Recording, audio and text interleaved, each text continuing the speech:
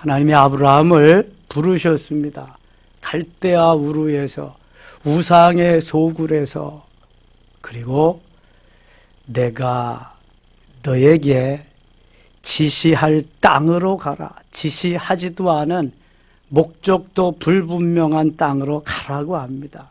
아브라함은 그것까지도 순종하면서 갑니다.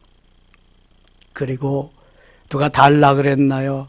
25년이나 기다려서 얻은 아들을 번제물로 바치라고 합니다. 여러분, 창세기의 하이라이트는 22장입니다. 아마 22장이 없던들 창세기는 그 존재 가치가 흐려질 겁니다. 번제를 드리는 건 제사를 드리는 건데 가장 강력한, 가장 최고의, 가장 최상의 것으로 하나님 앞에 드리는 행위를 말합니다. 레위기는 바로 이 제사에 대해서, 예배에 대해서 말씀하는데요. 성경의 근간이 레위기입니다. 무엇을 의미하냐면 예배가 모든 하나님을 경외하는 하나님의 백성들에게 근간이 된다는 걸 말씀하는 것입니다. 그래서 레위기를 통해서 복 주시고자 원하며 말씀하는 것이 신명기입니다.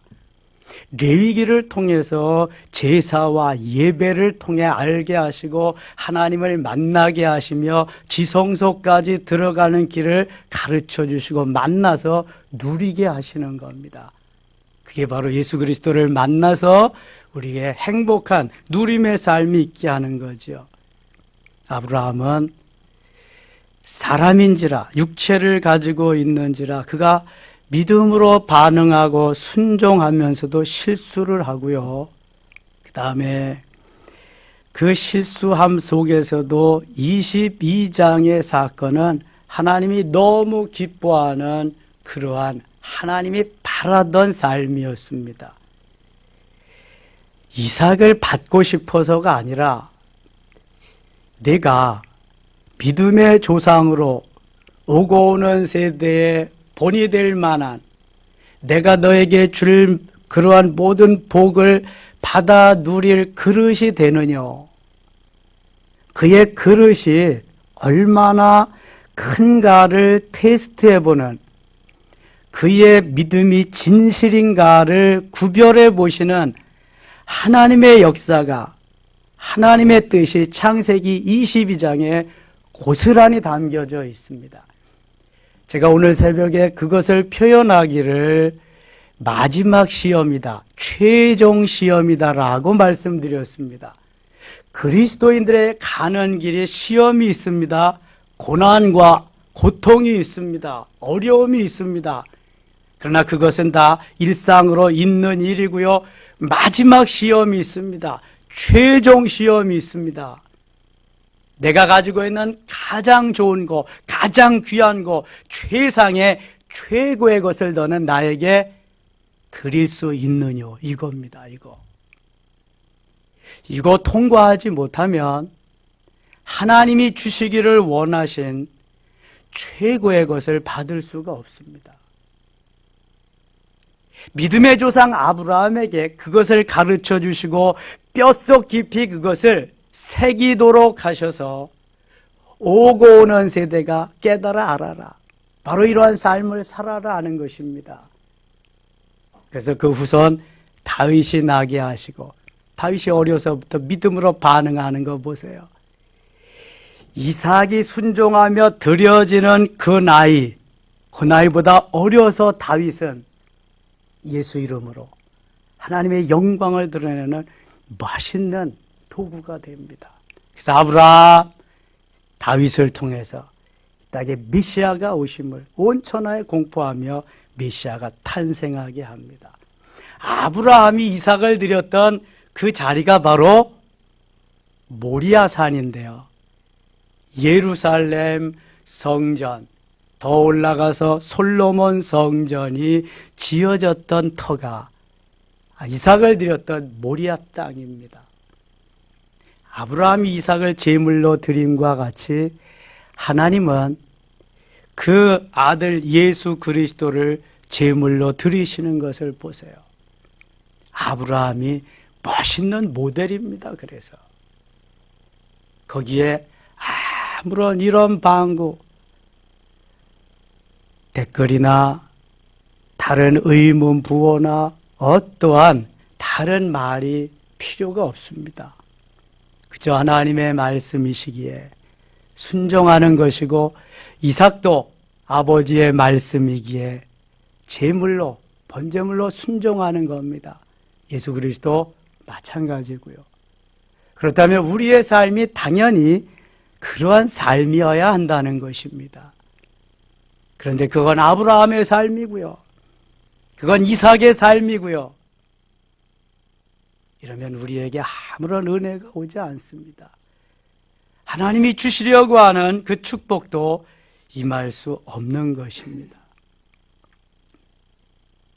이제 아브라함의 아내 사라는 127세를 일기로 해서 하나님 앞에 갑니다.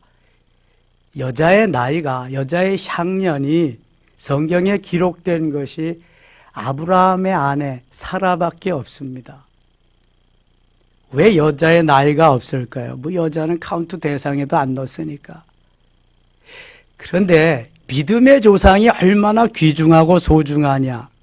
그래서 아브라함의 아내 사라, 열국의 어미라고 하는 그러한 칭호를 주신 사라는 향년을 밝히고 있어요. 23장 1절에 127세를 향유했다고 하는 그러한 사라의 나이. 아브라함은 그 후에 더 살아갑니다. 175세로, 이삭은 180세로, 야곱은 147세로, 모세는 120세로, 요셉은 110세로 생을 마감하게 됩니다.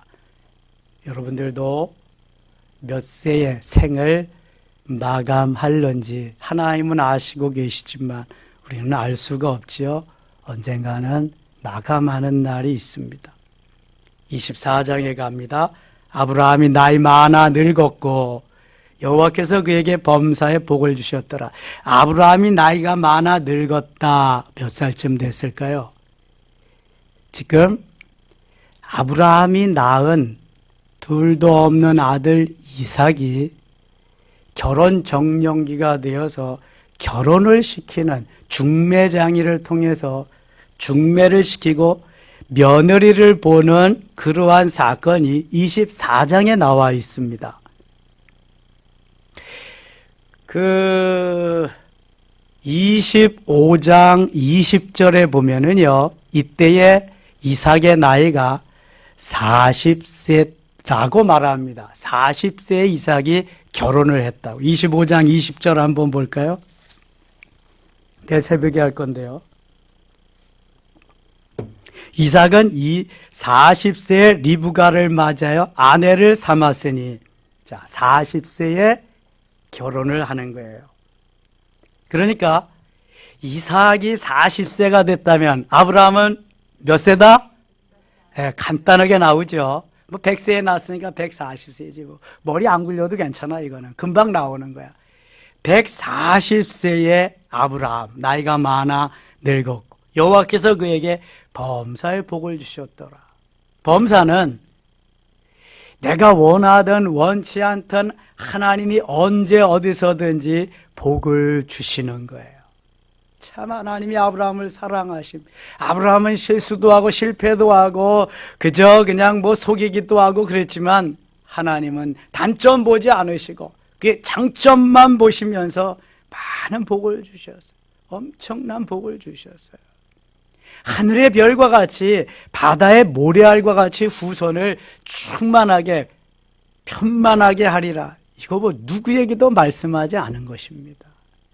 아브라함과 같이 하나님의 큰 은혜와 복을 받은 사람이 없지요. 범사에 그것도. 여러분, 하나님이 아브라함이 순종함으로 믿음으로 반응함으로 범사에 복 받은 것처럼 우리도 범사에 복 받는 삶이 되실 수 있기를 바랍니다. 나는 예수 믿었는데 왜 이렇게 지질이 못 살고 왜 요 모양이냐? 그러지 마세요. 제대로 믿어보세요. 아브라함이 범사에 하나님이 복을 주십니다. 범사에. 하나님이 복 주심은 현상적인 것을 말하면 아닙니다, 여러분. 이걸 잘 새겨 들으셔야 돼. 하나님의 복 주심은 현상적인 것도 있지만 내적인 내면의 영적인 복이 훨씬 더 크다. 그래서 그 후손 중에서 메시아가 탄생하는 거잖아요. 하늘의 별과 같이 바다의 모래와 같이 후손을 주시고요. 영적인 그러한 복을 말함이지만 영적인 축복과 함께 따르는 것이 육적인 것까지입니다. 이건 분명한 사실입니다. 하나님이 육적으로도 그냥 두시지 않습니다. 그래서 영육 간에 하나님 보시기에 멋있고 아름다운 하나님의 자녀들로 만들기를 원하시는 게, 그래서 아브라함이 믿음의 조상인 거예요. 복받는 사람의 모델이 된 거죠. 롤 모델인 거예요. 아브라함이 자기 집 모든 소유를 맡은 늙은 종에게 이르되 청하건대 네 허벅지 밑에 내 손을 넣어라. 여기에 나오는 아브라함의 종의 이름이 24장에 밝혀지지가 않아서 누구인지가 확실하지가 않아요. 그러나 하나님께서 아브라함에게 나타나셔서 내가 아들을 줄 것이다. 아이고, 저는 이제 늙어서 사람 구실도 못, 제 아내도 늙어서 경수도 끊어지고요. 하나님, 제 종 엘리에셀에게나 상속자가 될 수 있도록 해주세요. 그러거든요. 창세기 15장에. 그런 걸 보아서 여기에 나오는 아브라함이 믿는, 신뢰하는 아브라함의 종은 엘리에셀일 것이다 하는 것이 성경학자들의 주장입니다. 제가 볼 때도 그래요. 엘리에셀. 아브라함이 너무 사랑했던 아브라함의 종입니다. 그래서 가장 신뢰하는 종을 친척 중에서 며느리감을 골라오라고 보내지요. 3절입니다. 내가 너에게 하늘의 하나님 땅의 하나님이신 여호와를 가리켜 맹세하게 하노니 너는 내가 거주하는 이 지방 가나안 족속의 딸 중에서 내 아들을 위하여 아내를 택하지 말고, 가나안 땅에서 택하면 이방 민족들이잖아요. 거기는 우상을 섬기는 족속들이잖아요. 그래서 그러지 말고 4절 같이 읽어요. 내 고향 내 족속에게로 가서 내 아들 이삭을 위하여 아내를 택하라. 내 고향 내 족속에게로 가서, 옛날 내가 살던 그 고향 그쪽으로 가서 이삭을 위하여 아내를 택하라. 그렇게 종에게 부탁을 합니다. 이 12절로 가겠습니다. 12절.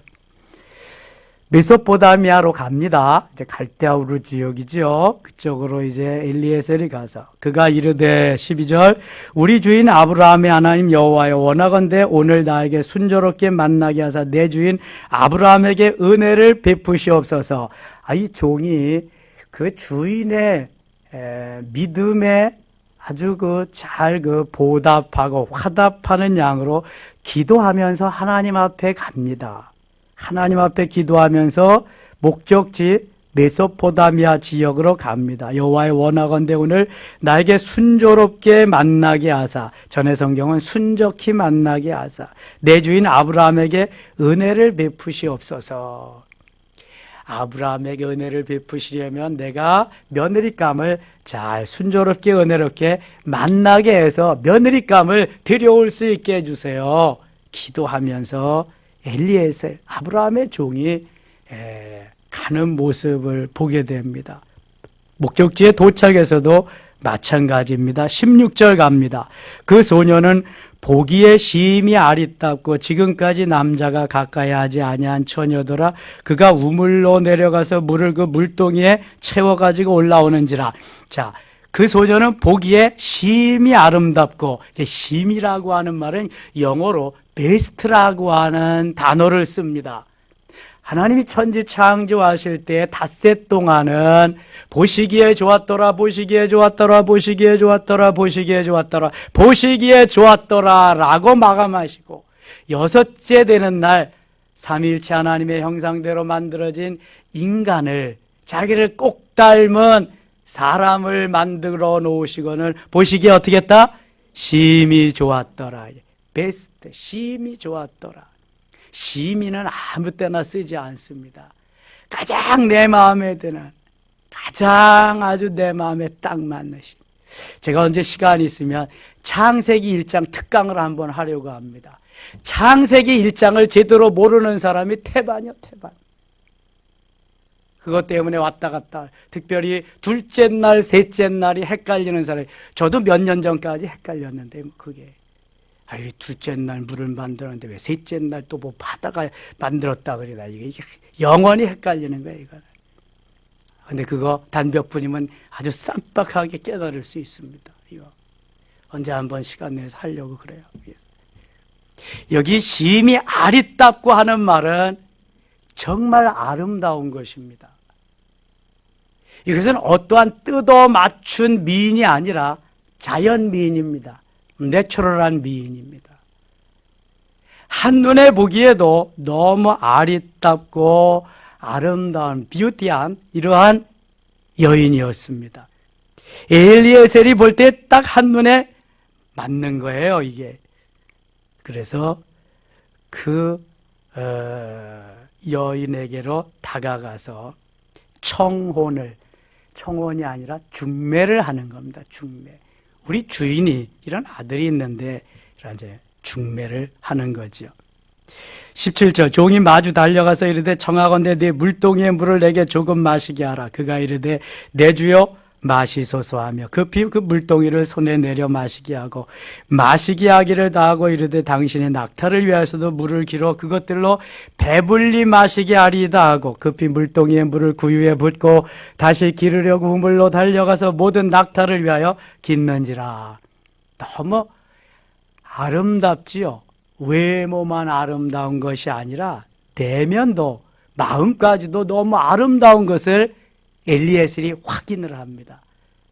그리고 하나님이 기도를 들어주셨구나 확실하게 간파하고 믿고 이제 진행합니다. 27절 갑니다.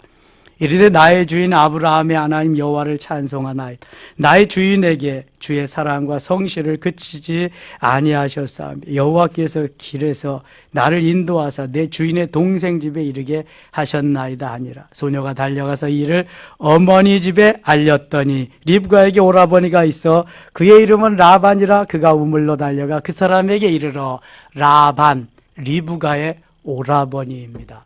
나중에 야곱의 외삼촌이 되어서 야곱을 21년 동안 호되게 훈련시키는 파트너가 됩니다. 야곱이 야곱 될 수 있었던 것이 순전히 라반의 덕분입니다. 이 라반을 주목해서 보셔야 됩니다. 그래서 하나님이 라반을 어떻게 사용하시는가, 어떻게 하나님이 다루시고 만드시면서 그 휘하에서 야곱이 훈련을 받고 그 야망을 키워나가는가. 라반이 그런 사람입니다. 리브가의 오라버니 되죠. 야곱의 외삼촌이 됩니다. 30절 그의 누이의 코골이와 그 손의 손목걸이를 보고 또 그의 누이 리브가가 그 사람에게 자기에게 이같이 말하. 저는 수없이 성경을 읽었어도요. 그 당시에 코걸이와 손목걸이가 있다고 하는 것을 이번에 준비하면서 봤네요. 그 아브라함의 시대에 그때에도 코걸이도 하고요, 팔찌도 하고요, 이렇게 다 했다는 거예요. 이게 참 놀랍잖아요, 여러분. 하기야 창세기에 보면은 창세기 4장이죠. 거기에 보면은 목축업의 시조가 야발이고 기약의 시조가 유발이고 그다음에 기계 만드는 기계 시조가 두발가인이라고 나옵니다. 이미 창세기 4장에서 모든 지구상에 이러한 만들어지는 시조들이 나타나서 그때부터 만들기를 시작했으니까 충분할 것 같아요. 이미 있어진 것 같아요. 여기서 31절에 라반이 이르되 여호와께 복을 받은 자여 들어오소서. 어찌 밖에서 있나이까? 내가 밤과 낙타의 초소를 준비하였나이다. 그 사람이 그 집으로 들어가매 라반이 낙타의 짐을 부리고 집과 사료를 낙타에게 주고 그 사람의 발과 그의 동행자들의 발 씻을 물을 주고 33절 같이 읽을게요. 그 앞에 음식을 베푸니 그 사람이 이르되 내가 내 일을 진술하기 전에는 먹지 아니하겠나이다. 라반이 이르되 말하소서. 참 이 엘리에셀이 지혜로운 사람이에요. 그리고 책임을 완성하기 위해서 아주 많이 노력하는 정말 아브라함의 믿음의 종이에요. 종. 그가 이르되 나는 아브라함의 종이니이다. 자기 신분을 밝히죠. 가서 확인할 것도 아닌데 뭐 아브라함의 친척쯤 된다고 그럴 수도 있고 그냥 둘러댈 수도 있는데 아브라함의 종인이다. 아주 자기를 아주 확실하게 밝힙니다. 여호와께서 나의 주인에게 크게 복을 주시어 창성하게 하시되 소와 양과 은금과 종들과 낙타와 나귀를 그에게 주셨고 나의 주인이 아내 사라의 노년에 나의 주인에게 아들을 낳으며 주인이 그의 모든 소유를 그 아들에게 주었나이다. 솔직히 있는 그대로를 쫙 말하는 거예요. 중매쟁이는 아주 중요해요. 중매쟁이는 때로는요, 없는 것도 있다 그리고 있는 것도 없다 그리고 막 사기를 치는 듯 하면서 결혼을 시켜놔가지고요, 중매 잘하면 뭐? 수리석자. 중매 잘 못하면 뺨이 석대. 그러잖아요. 옛날엔 그랬는데 요즘은 중매하면 양복 한 벌씩 해주고. 근데 요새는 중매할 게 없어. 그죠? 서로 다 눈 맞아서 살고 그러니까 뭐 중매가 필요 없잖아요. 그래서 옛날에야 중매, 옛날에 그 우리 형님들, 누님들 이렇게 그 결혼하는 거 보니까 다 중매해서 하더라고요. 중매해서. 한 사람이 때가 되어서 중매를 하는데요. 꽤 괜찮아. 그래서 중매를 서로 다 하고 신부집에 가서 그래요. 아이고 신랑이 다 좋은데 좀 멀어서 그랬어요. 예. 그래서 결혼을 했다. 옛날에야 그냥 뭐 보지도 않고 결혼하잖아요. 아, 결혼하고 첫날 밤에 보니까 정말 멀었어요. 뭐가 눈이 멀어서 눈이 먼 거나 길이 먼 거나 먼 건 먼 거지 뭐 어쩌겠어요. 그래도 잘 살았대요. 이게 중매장이가 하는 역할인데 엘리에셀은 지금 있는 그대로를 잘 이렇게 말을 했습니다. 이삭의 장인이 될 라반에게. 63절입니다. 63절. 이삭이 저물 때 들에 나가 묵상하다가 눈을 들어보매 낙타들이 오는지라. 그 아버지의 그 아들이에요. 아버지가 기도하면서 아버지가 잘 준비했더니 아들 이삭도 묵상하며 기도하면서 엘리에셀이 정말 잘 좋은 배필감을 마련해가지고 선택해가지고 오기를 기도하고 기다리는 모습을 보게 됩니다. 우리가 이러한 기도하는 시간을 가져야 돼요.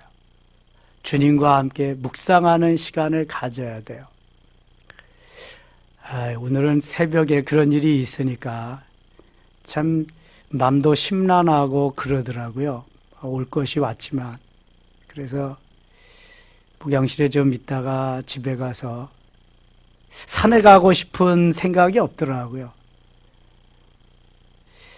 그래서 이제 침대에서 이리 뒤척 저리 뒤척 하는데 춥잖아요. 그냥 뭐 계속 자던 자리면 따뜻하지만.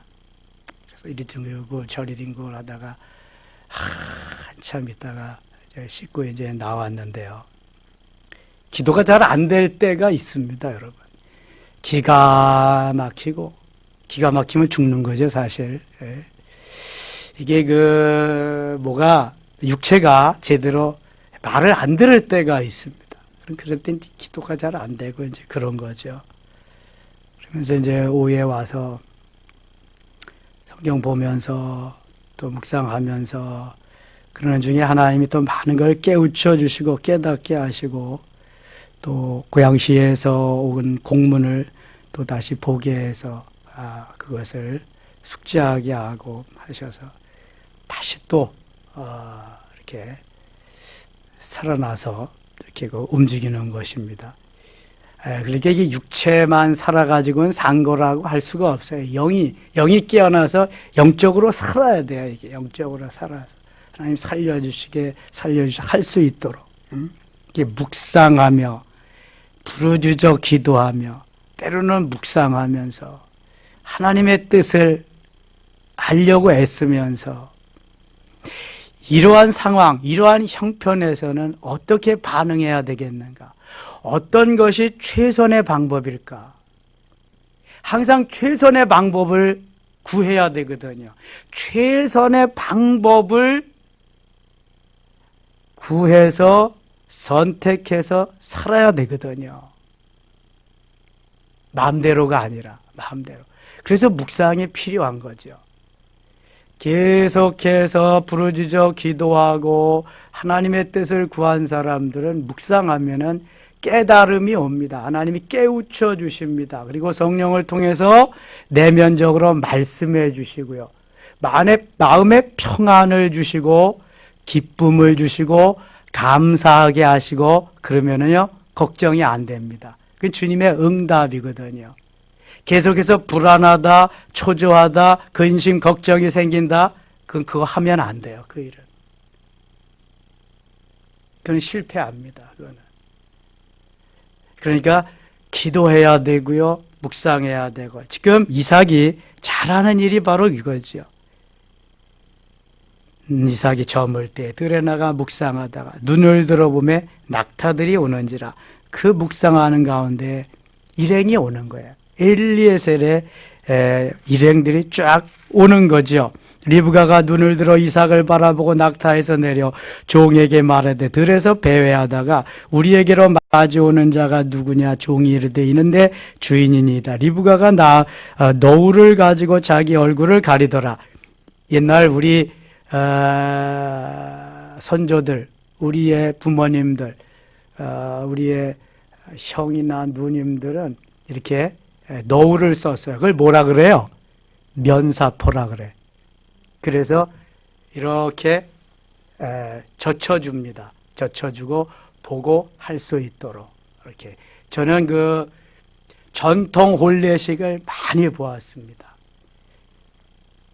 원앙새, 기록이라 그래요. 원앙새도 한쪽씩 잡고 있는 사람 있고 암탉, 수탉도 쪽에서 잡고 있는 사람 있고 그 다음에 이렇게 절시키는 사람, 그래서 거기 연지곤지 바른 신부가 있고 족두리 쓴 신부, 그 사모관대 쓴 신랑이 있고. 우리 전통 혼례식 재밌습니다. 아주 복잡하고 그래서 그렇죠. 그리고 절을 시키고 이제 신랑이 신부집에 가서 데리고 오잖아요. 돈 있는 사람은 닭굿이 옛날 닭굿이라 그래. 택시, 시발 택시 그런 거 그래서 모시고 오는 거야. 색동 그 입고 주로 색동 그 색종이 그냥 막 차에다가 붙이고 뭐 이런 거 해서 오면은 신부가 신랑 집에 도착하자마자 그 뜨거운 잔치집에 음식 오느라고 얼마나 떠요. 거기에서 그냥 계속 이리고 하루 종일 있는 거야. 밤새까지. 그리고 저녁에 신방이 벌어지면은 되게 창호지 문이잖아요. 시골에. 야, 그리고 신발 이렇게 올라가지고 이렇게 해서 그걸 이렇게 보고, 야. 그리고 또 우리 아이들은 잔치집에 다 몰려가. 옛날엔 거지들도 잔치집을 얼마나 잘하는지 거기만 찾아다니는 거야. 그럼 아이들은 이 상을 날라다 주고 이제 그러는 일.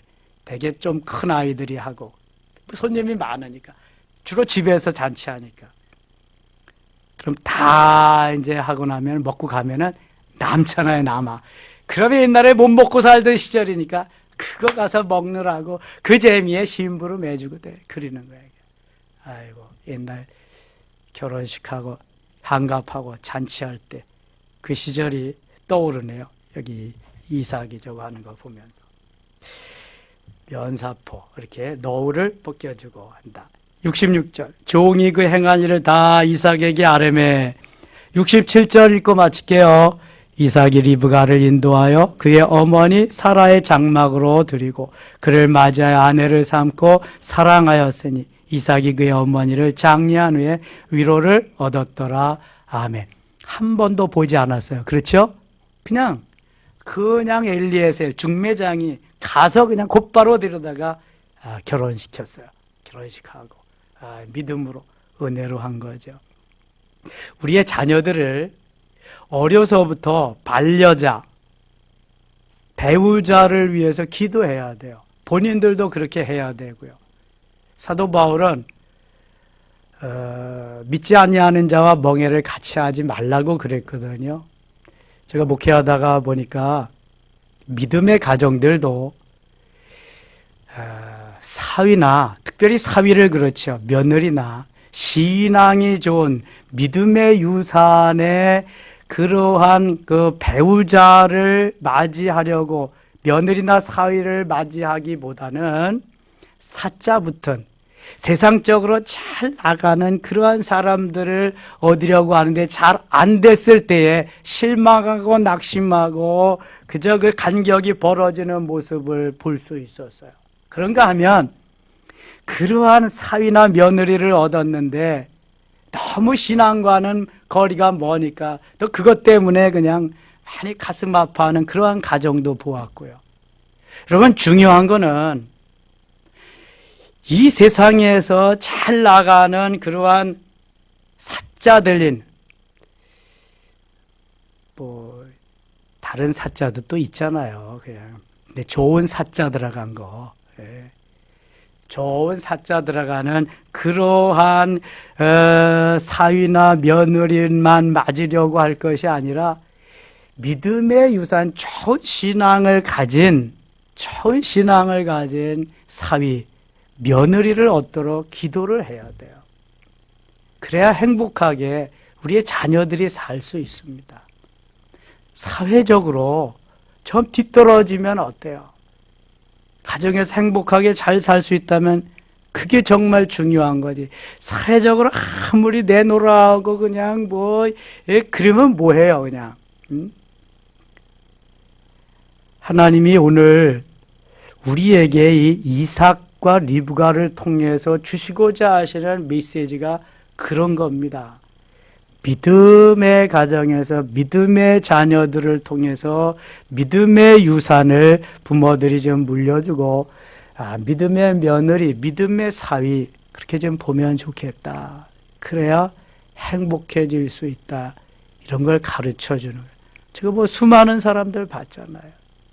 결혼하고 이혼하고 결혼하고 이혼하고 그리고 또 그냥 그것도 안 돼가지고 또 어렵게 그렇게 하고 결혼하고 한 달 나가줬으면 됐지 더 이상 뭘 바라냐고 몇 달 나가줬으면 됐지 뭘 그래 별 사람이 다 있죠. 아무튼 주 안에서 믿음으로 잘 성장해서 믿음의 배우자들을 만나는 우리의 자녀들 또 여기 젊은이들이 있는데 그러한 젊은이들 다 되실 수 있기를 바랍니다. 기도합시다.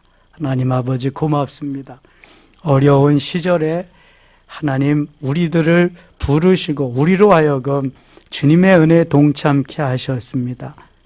아브라함이 엘리에셀을 통해서 이삭과 리브가의 좋은 만남이 있던 것처럼 우리들에게도 좋은 만남이 있게 하시고 우리의 자녀들에게 이처럼 좋은 만남의 배우자들이 있게 하소서.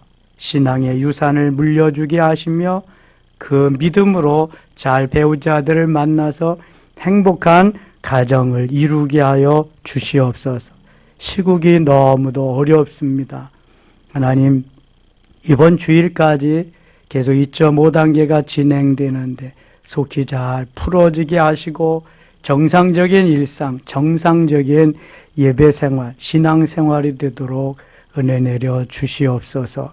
하나님께서 지금까지 인도하셨사오니 앞으로도 계속 승리케 하실 줄 믿사옵고 예수님의 이름으로 기도드리옵나이다. 아멘.